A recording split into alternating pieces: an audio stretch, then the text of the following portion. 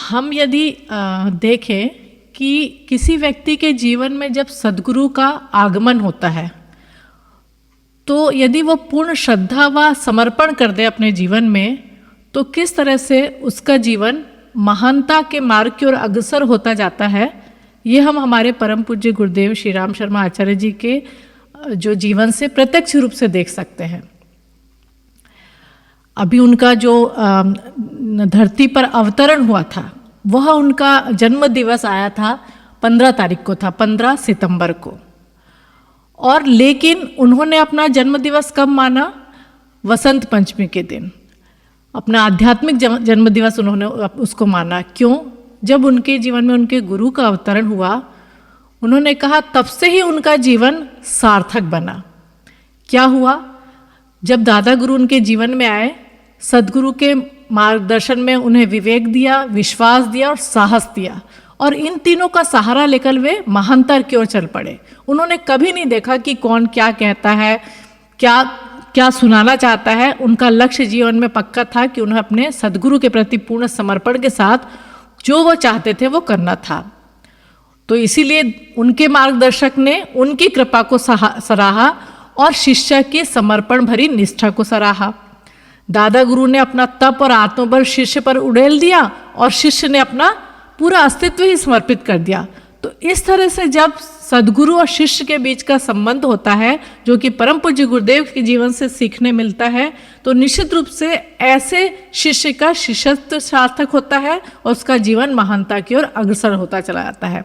और ऐसे ही परम पूज्य गुरुदेव का जो कि अभी अवतरण दिवस था, उसी के उपलक्ष्य में आज हम जानेंगे किस तरह से गुरुदेव ने अपने जीवन को एक हम सबके सामने आदर्श के रूप में जो है सबके सामने ला के रख दिया कि जीवन को कैसे जीना चाहिए। पौराणिक आयान में आता है कि महर्षि अगस्त ने 2 अंजुलि में सारा समुद्र पी लिया था। परम पूज्य गुरुदेव एवं परम वंदनीय माता जी के जीवन तथा व्यक्तित्व का कोई आंकलन करना चाहे तो क्रमशः तप व करुणा के रूप में उन दोनों महान विभूतियों का परिचय 2 शब्दों में दिया जाता है। हम सभी जानते हैं महर्षि अगस्त ने पूरा समुद्र जो है 2 अंजुलि में पी लिया था, और उसको किससे जो है कंपेयर किया जा रहा है? हमारे परम पूज्य गुरुदेव व वंदनीय माता जी के जीवन व व्यक्तित्व से। यहाँ पे बता रहे हैं कि तप व करुणा, परम पूज्य गुरुदेव वंदनीय माता जी में ये 2 महान विभूतियां कूट कूट के भरी थी। अब क्या बताया जा रहा है? यूं कहने को तो अनेकों ऐसे मिलेंगे जो इन दोनों ही शब्दों को उनके स्वयं के जीवन में भी उपस्थित दिखाना चाहते होंगे, परंतु सत्य यह है कि ये दोनों ही गुण एक साथ 2 श्रेष्ठतम व्यक्तित्वों में देख पाना संभव नहीं है। तो बोले जो तप व करुणा होता है, यानी जो एम्पैथी होती है, कंपेशन होता है, और तप यानी अपने लिए कठोरता और दूसरों के लिए उदारता, जो ये चीजें होती है, बोले ये जो इतने सर्वश्रेष्ठ गुण है, ये एक साथ किसी व्यक्ति में मिल पाना असंभव है। पर किस में देखने मिले? हमारे परम पूज्य गुरुदेव और वंदनीय माता जी के जीवन से। संवेदना व करुणा भावना का उच्चतम सोपान है। बिना तप साधना के माध्यम से जीवन को परिष्कृत व परिमार्जित किए इन दोनों ही विभूतियों का वरदान प्राप्त कर पाना किसी के लिए संबंध बिल्कुल भी संभव नहीं है। तो क्या बोले जो इमोशन का हाईएस्ट स्टेप है, बोले वो है एम्पैथी एंड कंपेशन, संवेदना व करुणा। कि यदि आदमी को बोलते ना भावनात्मक होना चाहिए, या परम पूज्य गुरुदेव ने कहा है कि जो सतयुग आएगा तो भाव संवेदनाओं के आधार पे आएगा। तो बोल रहे ये जो भाव संवेदना की बात की गई है, ये भावना का एकदम हाईएस्ट स्टेप होता है, तब जीवन में आती है। और बोल रहे हैं कि ये तभी हो सकता है जब व्यक्ति ने जीवन में तप और साधना सही ढंग से की है। और बोल रहे यदि हम चाहते हैं कि हमारे गुरुदेव हमको चाहते हैं कि हमारे जीवन में वो चीज़ आए, तो बोल रहे हैं कि हम जब तक तप साधना नहीं करेंगे, जीवन को अपने बदलाव महसूस करने के लिए जो उसकी रिक्वायरमेंट है वो पूरी नहीं करेंगे, तो बोल रहे उसके बाद गुरुदेव माता जी का प्यार तो मिलेगा, पर वरदान किस रूप में कि हम उनके कुछ काम के व्यक्ति बने, ये मिल पाना संभव नहीं है। जिसका अंतःकरण संवेदना से सिक्त होता है वह हर किसी की पीर को अनुभव करता है और उसे प्रतिफल उसे दूर करने के लिए बेचैन रहता है। बोल रहे जिसका जो इनर कोर है, जिसका जो अंतःकरण है, जिसका बोल रहे वो संवेदना से, यानी दूसरे के दुख को यदि हम दुखी होते हैं, यदि किसी के प्रति हमारे अंदर करुणा आती है या संवेदना, जिसको बोला गया एम्पैथी, बोले जब उससे भरपूर हमारा हृदय रहता है और हम किसी दूसरे की पीड़ा को महसूस करते हैं और उसको हमको लगता है कि हम कैसे उस चीज को दूर कर लें, जब मन उसके लिए बेचैन रहता है, तो बोल रहे तभी हम बोल सकते हैं कि हमारे जीवन में गुरुदेव की करुणा का आगमन हो चुका है। यही तो कारण है कि जिसके कारण परम पूज्य गुरुदेव लिखते हैं, सुना है कि आत्मज्ञानी सुखी रहते हैं और चैन की नींद सोते हैं, अपने लिए ऐसा आत्मज्ञान अभी तक दुर्लभ बना हुआ है। अब देखिए गुरुदेव बोल रहे हैं, आत्मज्ञानी की परिभाषा ही गुरुदेव ने बदल दी। हमको तो लगता है जिसको आत्मज्ञानी का सर्टिफिकेट किसको देना चाहिए, जो अपने जीवन में जिसको और कुछ चाह नहीं रही, जिसने जीवन का हर एक सार पा लिया है, जीवन को समझ लिया है, आत्म साक्षात्कार कर लिया है, अपने बारे में पूरा सब कुछ जान लिया है, तो बोल रहे हैं कि फिर वो आदमी सुखी रहता है, उसको कोई टेंशन नहीं रहता है। पर गुरुदेव क्या बोल रहे हैं, ऐसा हमने सुना है कि आत्मज्ञानी सुखी रहते हैं और फिर उनको जीवन में चैन आ जाता है। लेकिन ऐसे परम पूज्य, ऐसे सदगुरु ये बोल रहे हैं जिनको आत्मज्ञान कब का हो चुका था कि हमारे लिए ऐसा आत्मज्ञान अभी तक दुर्लभ बना हुआ है। ऐसा आत्मज्ञान हमें मिल भी सकेगा या नहीं, इसमें पूरा पूरा संदेह है। हमें चैन नहीं, वह करुणा चाहिए जो पीड़ितों की व्यथा को अपनी व्यथा कहने की अनुभूति करा सके। देखिए गुरुदेव क्या बोल रहे हैं, मुझे ऐसा आत्मज्ञानी नहीं बनना है कि मुझे चैन आए और मैं आराम से अपनी जिंदगी जीऊं, कि मैं तो बहुत बड़ा ज्ञानी बन गया हूं और अब तो बस अपने जो है बोलते ना कि अपने जीवन में बस आगे बढ़ता रहूं। लेकिन गुरुदेव बोल रहे हैं कि हमें वो चैन नहीं चाहिए, वो करुणा चाहिए, वो पीर चाहिए, वो संवेदना चाहिए कि हम जो लोग दुखी हैं, पीड़ित हैं, पीड़ित यानी व्यक्ति के अंदर अज्ञान, अशक्ति, अभाव होता है, जो आज इस संसार की हालत है, तो गुरुदेव बोले जब तक हम इस संसार की पीड़ा की व्यथा को अनुभव कर सके, हमें वह करुणा चाहिए, हमें चैन नहीं चाहिए जीवन में। सोचिए ऐसे गुरुदेव के विचार हैं। हमें समृद्धि नहीं, वह शक्ति चाहिए जो आंखों से आंसू पोंछ सकने की सार्थकता सिद्ध कर सके। तो गुरुदेव बोले जब व्यक्ति को आत्म साक्षात्कार हो जाता है और व्यक्ति को हर तरह से ज्ञान हो जाता है, निश्चित रूप से उसके बहुत सारे जो है शिष्य बन जाते हैं, हर तरह से उनको पूजते हैं, हर तरह से उनकी वाही वाही करते हैं और बहुत बड़ा एक तरह से उनके प्रति श्रद्धा का भाव रखते हैं और ठीक है व्यक्ति अपना जीवन चलाने लगता है। तो गुरुदेव बोले उस तरह की समृद्धि, उस तरह की वाहवाही हमें नहीं चाहिए, हमको तो वह शक्ति चाहिए जो दूसरों के आंसू पोंछ सके। तभी ये सार्थकता सिद्ध होगी कि हमने उस ज्ञान को पा लिया है। सोचिए इतना बड़ा गुरु और कितनी विनम्रता, ऐसा कोई गुरु शायद नहीं होगा जो ऐसा होने के बाद ये सोचे कि अभी भी मैं क्या कर डालूं दूसरों के लिए। ऐसे प्रेम का स्वाद पाकर जिसमें करुणा व मानवता रोम रोम में समाये हुए हो, ऐसे प्रेम को स्वयं अपनाने के साथ साथ औरों की भी उपलब्ध करा देना एक गहरी, कठिन और दुर्धर्ष तप साधना की अंतिम परिणति है। तो बोल रहे ऐसा प्रेम, करुणा मतलब प्रेम होगा तभी वो करुणा आएगी कि हम दूसरे की पीड़ा को समझ सके। तो गुरुदेव बोल रहे हैं कि ऐसे प्रेम का स्वाद, बोल रहे हम चाहते हैं कि हमें भी वो हमारे अंदर आए, हम दूसरों को भी उपलब्ध करा सके। तो किस तरह से गुरुदेव ने प्रेम और करुणा को जोड़ा है और किस तरह से वो पूरी दुनिया के लिए कुछ करना चाहते हैं, इतना करने के बाद भी ये हमको गुरुदेव के जीवन से सीखने मिलता है। इस तरह की करुणा मात्र उन महापुरुषों के हृदय में से फूट करके आती है जिनके अंतस में साक्षात ईश्वरीय प्रकाश अपनी उपस्थिति दर्शाता है। तो इस जो वाक्य से ये सीखने मिल रहा है कि परम पूज्य के गुरुदेव में पूरे उनके जीवन में, उनके अंतःकरण में केवल ईश्वरीय प्रकाश ही भरा पड़ा था। इसके कारण उनके जीवन में इतनी करुणा थी जो कि महापुरुषों के, महामानवों के होने का संकेत प्रदान करती है। परम पूज्य गुरुदेव व परम वंदनीय माता जी का जीवन तो इसी मानव भावनात्मक शिखर का प्रतीक था। दोनों ने अपना सर्वस्व हर परिजन के लिए उत्सर्ग कर देने का भाव रखा और इसी भाव को अपनी तप साधना बना डाला। तो देखिए तप साधना का अर्थ बहुत तरीके से लिया जा सकता है। अपने लिए कठोरता, दूसरों के लिए उदारता, अपने जीवन में संयम कैसे करें, अलग अलग तरह की बड़ी बड़ी कठिन साधनाएं करके और जीवन में उस आत्म प्रसिद्धि को पाया जा सकता है, अपने आप को बढ़ाया जा सकता है। लेकिन गुरुदेव माता जी क्या बोल रहे हैं यहाँ पे कि भावनात्मक शिखर का प्रतीक, यानी अगर हम गुरुदेव का जीवन देखना चाहे तो एक तरह से वो आइडल है कि हम किस तरह से किसी के इमोशन इतने हाईएस्ट लेवल तक कैसे पहुंच सकते हैं और उसके बाद व्यक्ति कैसे अपने जीवन को दूसरों के लिए समर्पित कर सकता है।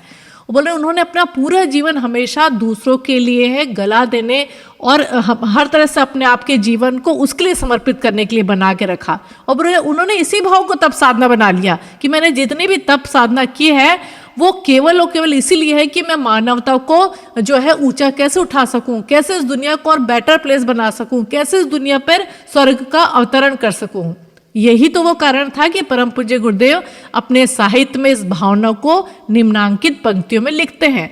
तो बोल रहे हैं यही वो भाव था और यही वो रीजन था कि परम पूज्य गुरुदेव का जब हम साहित्य पढ़ते हैं तो उसमें निकल के क्या आता है।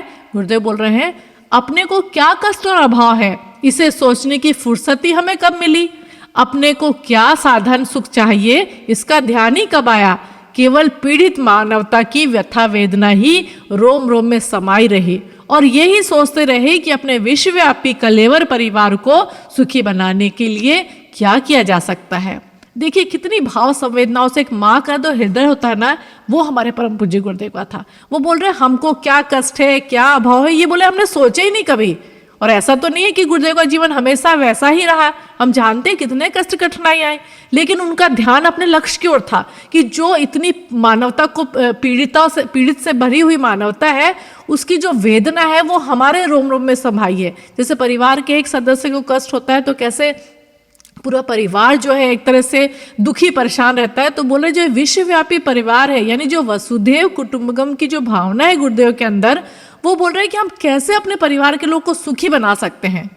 जो पाया उसका एक एक कण हमने उसी प्रयोजन के लिए खर्च किया जिससे शोक संताप की व्यापकता हटाने और संतोष की सांस ले सकने की स्थिति उत्पन्न करने में थोड़ा योगदान मिल सके। गुरुदेव बोले जो भी हमने तप की, साधना की, जो भी जीवन में हमने कुछ भी छोटा मोटा पाया है, बोल रहे उसका एक एक कण हमने इसी, बोल रहे हमारा केवल और केवल यही उसका प्रयोजन था, उसका अर्थ यही था कि उसी के लिए हमने खर्च किया। बोले कभी भी हमने अपने पर्सनल यूज़ के लिए, अपने स्वार्थ के लिए अपनी तप साधना को यूज़ नहीं किया।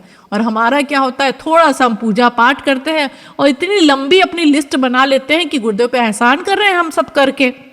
तो बोल रहे हैं कि हमने इसलिए खर्च किया ताकि हमारे अंदर जो तकलीफ है मनुष्य को लेकर, मानवता को लेकर, इस दुनियादारी को लेकर, उसको हम हटा सके और संतोष की सांस ले सके। तो देखिए यहाँ पता चल रहा है, गुरुदेव बोलते हैं ना कि बेटा जब आप इस समाज के लिए कुछ करोगे तो निश्चित रूप से आत्मसंतोष तो मिलेगा। तो हमारे गुरुदेव के जीवन पे पग पग पे हमको सीखने मिल रहा है कि एक सच्चा शिष्य कैसा होता है, एक गुरु के जीवन में आने के बाद उसके सच्चे समर्पण के बाद कैसे जीवन बदलता चला जाता है।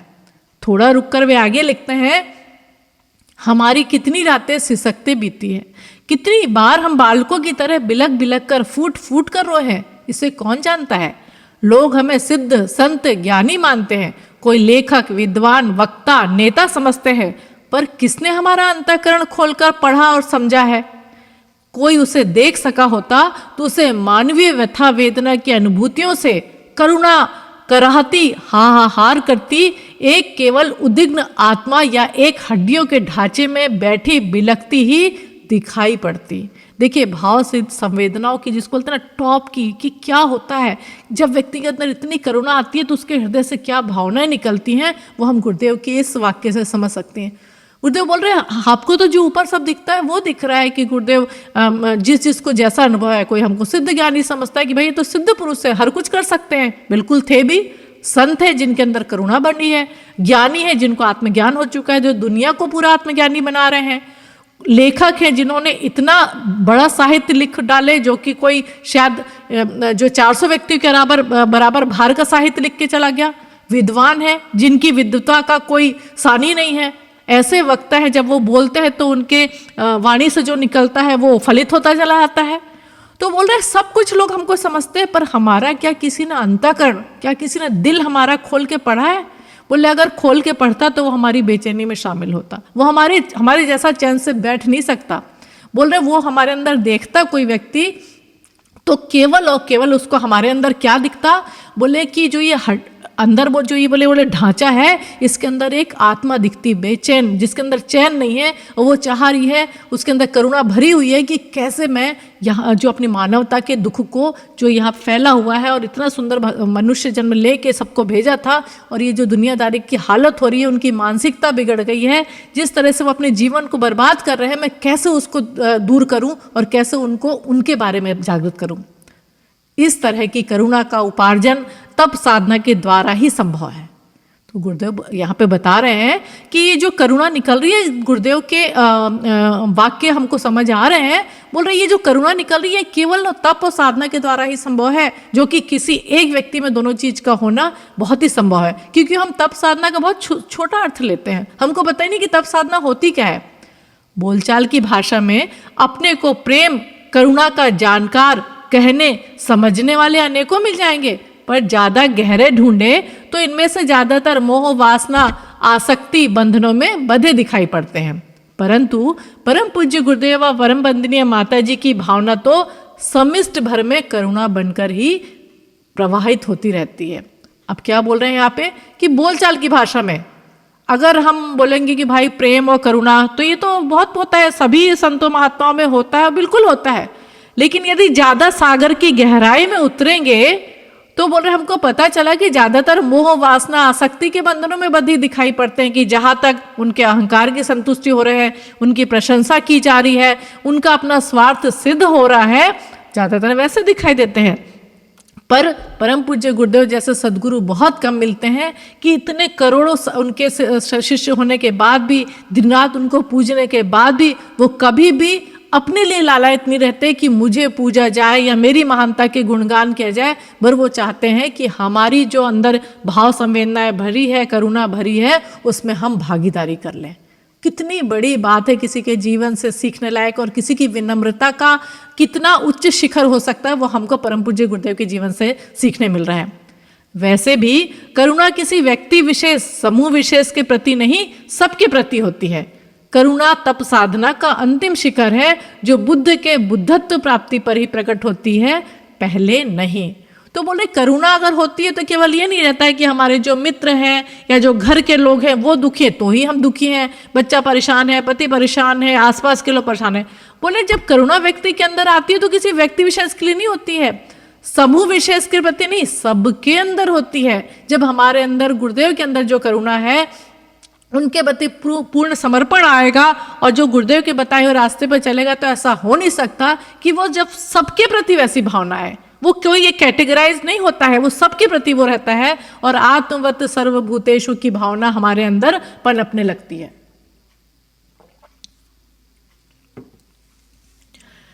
गजब की गुरुदेव का ज्ञान है।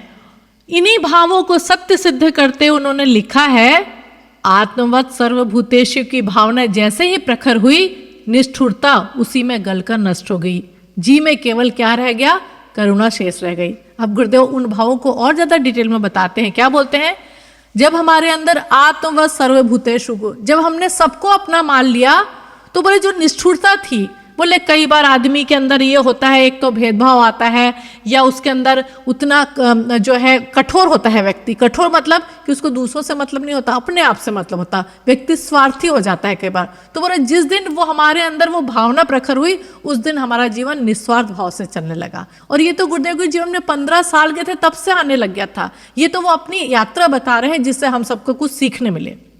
इसी करुणा में हृदय के कारण तो वे सभी परिजनों को आश्वासन लिखकर दे सके। अब देखिए गुरुदेव के अंदर जो करुणा से भरा ये ममता का जो माँ का हृदय है ना, इसी कारण वो हमको आश्वासन, एश्योरेंस दे रहे हैं। क्या दे रहे हैं, लोगों की आंखों से हम दूर हो सकते हैं, पर हमारी आंखों से कोई दूर ना होगा। जिनकी आंखों में हमारे प्रति स्नेह और हृदय में भावनाएं हैं, उन सब की तस्वीर हम अपने कलेजे में छिपा कर ले जाएंगे और उन देव प्रतिमाओं पर निरंतर आंसुओं का अर्घ्य चढ़ाया करेंगे। लोग हमें भूल सकते हैं, पर हम अपने किसी स्नेह को भूलेंगे नहीं।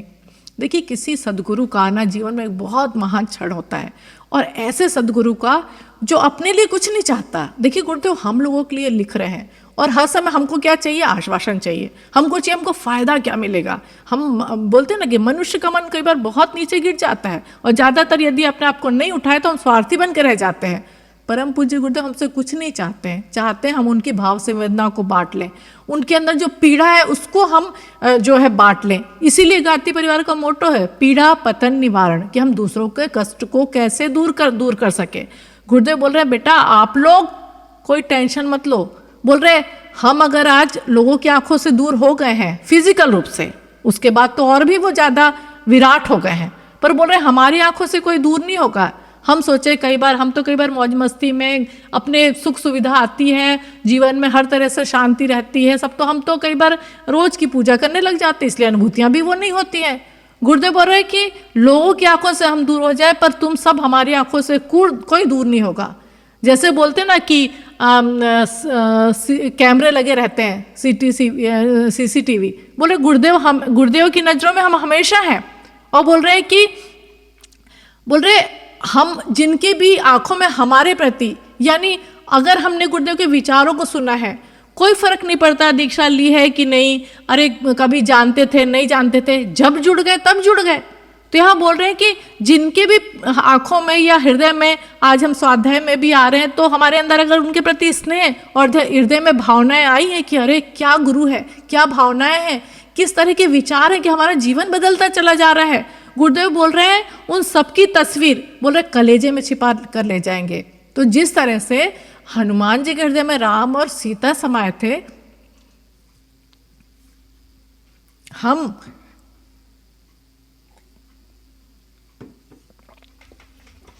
गुरुदेव बोल रहे हैं कि हम सब जो बच्चे हैं वो गुरुदेव के हृदय में निवास करते हैं। और गुरुदेव यहाँ क्या बोल रहे हैं, जिस तरह से एक देव शक्तियों के ऊपर जैसे प्रतिमा के ऊपर अर्घ चढ़ाते हैं या सूर्य के ऊपर, तो बोल रहे हैं हम अपने आंसुओं का अर्घ चढ़ाएंगे, यानी यदि हमारे बच्चे दुखी हैं तो हम भी दुखी रहेंगे। गुरुदेव बोले लोग हमें भूल सकते हैं पर हम अपने किसी स्नेही को नहीं भूलेंगे।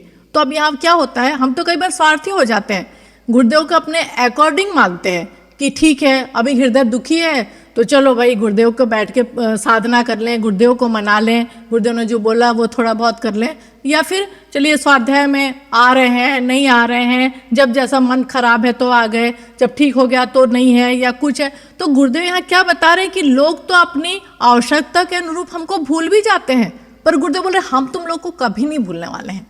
इतना बड़ा आश्वासन और कौन दे सकता है, हमारे घर वाले भी नहीं दे सकते, वो भी स्वार्थी हो जाते हैं कई बार। अब क्या बोल रहे हैं, उन दोनों ही महाशक्तियों का हृदय माँ का हृदय था। माँ प्यार भी करती है, बच्चे को दुलारती भी है, पर साथ ही एक आंख सुधार की भी रखती है।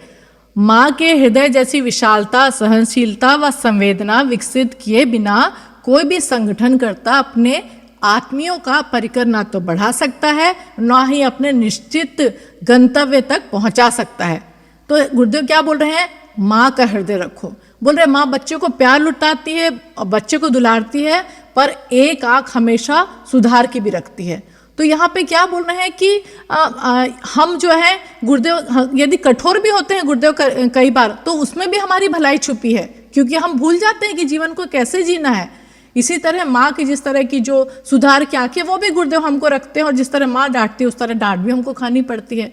तो यहाँ पे बोल रहे हैं कि विशालता, हृदय की विशालता, सहनशीलता व संवेदना विकसित किए बिना यदि हम कोई भी कार्य जीवन में अच्छा करना चाहते हैं, जीवन का कोई लक्ष्य है, तो बोल रहे हैं निश्चित रूप से हम तभी अपने दायरा बढ़ा सकते हैं और अपने लक्ष्य को पा सकते हैं।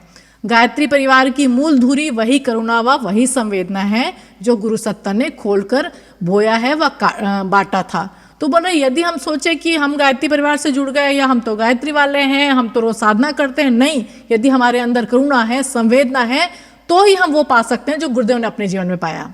इसलिए वे लिखते हैं हमारे जीवन के क्रियाकलाप के पीछे उसके प्रयोजन को कोई कभी ढूंढना चाहे तो उसे इतना ही जान लेना पर्याप्त है कि संत और सज्जनों की सद्भावना और सत्प्रवृत्तियों का जितने क्षण स्मरण दर्शन होता रहा उतने समय चैन की सांस ली। तो जो चैन की सांस लेने का बोला गया ना कि आत्मज्ञानी चैन की सांस लेते हैं, गुरुदेव बोल रहे हैं मैंने चैन की सांस कब ली, जब और लोगों से मैंने सीखा। देखिए गुरुदेव सब जानते भी बोल रहे हैं, कितनी विनम्रता। जब संत आए, सज्जन आए, तो उनसे मैंने सीखा कि जीवन को कैसे जीना चाहिए, और बोले तब चैन की सांस ली कि मेरा जीवन सही दिशा में जा रहा है। और जब जनमानस की व्यथा वेदनाओं के सामने खड़ा पाया तो अपनी निज की पीड़ा से भी अधिक कष्ट अनुभव किया। तो बोले लेकिन जब हमने जनमानस की वेदनाओं को जाना कि सबको कितना किसी न किसी रूप में कष्ट है, तो अपने कष्ट को किनारे रख दिया और बोले तब अनुभव किया। यहाँ बता रहे हैं कि आज हमने इससे सीखा कि हमारे गुरु ने कैसा जीवन जिया। लेकिन यदि युग निर्माण परिवार के, जो कि हम लोग हैं, ऐसे ही लोभ मोह में ग्रस्त, पेट प्रजनन में व्यस्त और वासना तृष्णा का पशु जीवन जीकर मर जाते हैं, तो यह गुरुदेव के लिए भी लज्जा की बात है और इस परिवार के लिए कलंक की बात भी है। देखिए कितनी कठोर बातें और सत्य, कटु सत्य गुरुदेव लिखते हैं। क्या जुड़े, बहुत पाया, लेकिन अगर ऐसे ही चले गए, कैसे गुरुदेव जो चाहते हैं वैसे नहीं बने, और जैसा बार बार हमको सिखाया जाता है कि अभी जैसे श्राद्ध पक्ष गया, उसको कृतज्ञता पर भी बोलते हैं कि जो हमारे लिए कुछ करता, हमको लगता हम कुछ करें, पितरों के कारण ही आज हम यहाँ पे हैं, तो हमने बहुत कुछ अपनी श्रद्धा समर्पित की। तो आज गुरुदेव ने हमारे लिए क्या नहीं किया, पूरा जीवन बदल दिया, हमको सिखाया कैसे जीवन को जीना है, तुमको कैसे बनना है। तो यहाँ बोल रहे हैं कि अगर हम ऐसे मर जाएंगे ना, पेट प्रजनन वासना तृष्णा, तो बोले ये बहुत लज्जा की बात है। हाथी के बच्चे बकरों के शक्ल में दिखे, इसमें उपहास हाथी का भी और बच्चों का भी है हम शेर के बच्चे, है हम हाथी के बच्चे, है हम गुरुदेव माता जी के बच्चे, लेकिन अगर हमारा जीवन स्तर वैसा नहीं है तो बहुत हंसी की बात होगी हमारे लिए। दूसरों जो भी हमको देखेगा वो हंसी उड़ाएगा, तो क्या हम गुरुदेव के लिए हंसी का कारण बनेंगे या फिर उनके गर्व का कारण बनना चाहिए। परिवार जब बन ही गया है तो शोभा इसी में है कि उसका स्तर भी कुलपति के अनुरूप रहे, यानी मुखिया के अनुरूप, यानी गुरुदेव के। और युग निर्माण परिवार का प्रत्येक सदस्य महामानव की ऐतिहासिक भूमिका निभा सके, वे इसी उधेड़बुन में लगे रहे कि हमारा जो गायत्री परिवार का प्रत्येक सदस्य महामानव बनने की राह पे रहे। पूज्य गुरुदेव अपना तप और पुण्य देकर आत्मिक लालच भी इसलिए पूरा करते रहे कि हम बच्चों के अंदर उनके आदर्शों को अपनाने का साहस रहे। गुरुदेव बोले कि गुरुदेव की तप और साधना किसके लिए है? युग निर्माण योजना के लिए, संसार को बदलने के लिए, एक जो बोलते हैं संसार पे स्वर्ग लाने के लिए और हम सबको महामानव और देवता बनाने के लिए। तो बोले जो छोटी मोटी चीज़ें पूरी करते रहना है वो भी आत्मिक लालच, क्योंकि गुरुदेव बोलते हैं ना कि ये भी मदारी की डुगडुगी है, मनुष्य को समझ नहीं आता जब कुछ तो उसको चमत्कार ना दिखे या कुछ नहीं। क्यों करते रहे? ताकि उनके आदर्शों पे चलने का हमारे जीवन में साहस आता रहे। तो देखिए गजब का गुरुदेव का जीवन और गजब की उनके गुरुदेव के जीवन की सीख। और इसीलिए बोलते हैं ना कि गुरु के बिना ज्ञान नहीं प्राप्त होता है और तभी हम आत्मिक प्रगति कर सकते हैं। इसीलिए तुलसीदास ने क्या कहा है? बंतो गुरुपद कंज कृपा सिंधु नर रूप हरि महामोह तम पुंज जासु बचन रवि कर निकर। यानी मैं सदगुरु के चरण कमलों की वंदना करता हूँ, प्रणाम करता हूँ, उनके उपदेश जीवन में हमारे अज्ञान रूपी अंधकार को नाश करते हैं। कैसे? जैसे परम पूज्य गुरुदेव के ज्ञान के आने से हमारे जीवन में अज्ञान का नाश हुआ है। उसके बाद बोलते हैं कि गुरु बिन भव निधि तरई न कोई, जौ बिरचई शंकर सम होई। यानी गुरु के बिना अज्ञान के भवसागर से ब्रह्मा शंकर देव भी पार नहीं हो सकते। तो हमें वैसे गुरुदेव मिले जो भवसागर से पार कर सकते हैं। और इसीलिए कहा गया संत कबीर ने, शीश दिए जो गुरु मिले तो भी सस्ता जान। इसलिए जीवन में कष्ट कठिनाइयाँ आएंगी, अपने अहंकार को भी गलाना पड़ेगा। शीश कटना मतलब अहंकार के कारण तो हमारा जीवन बर्बाद होता है। अहंकार को अगर गला के भी हमको गुरुदेव मिल सकते हैं, शीश कटा के भी, तो भी बहुत सस्ता जानना चाहिए। और इसीलिए कहा गया है, गुरुर् ब्रह्मा गुरुर् विष्णु गुरुरेव महेश्वरा गुरुरेव परब्रह्म तस्मै श्री गुरुवे नमः। यानी हम सभी, हमारे गुरुदेव ही ब्रह्मा है, विष्णु है और महेश है। और ऐसे गुरुदेव को पाके हम सब शिष्यों का जीवन धन्य है। और अब हम सभी शिष्यों का कर्तव्य है कि हम उनके जीवन का अनुसरण करें और एक सच्चे अच्छे शिष्य की कसौटी पर खरे उतरे। तो यह आज का संदेश हमारे जीवन में चरितार्थ होता चला जाएगा। ओम श्री गुरुवे नमः।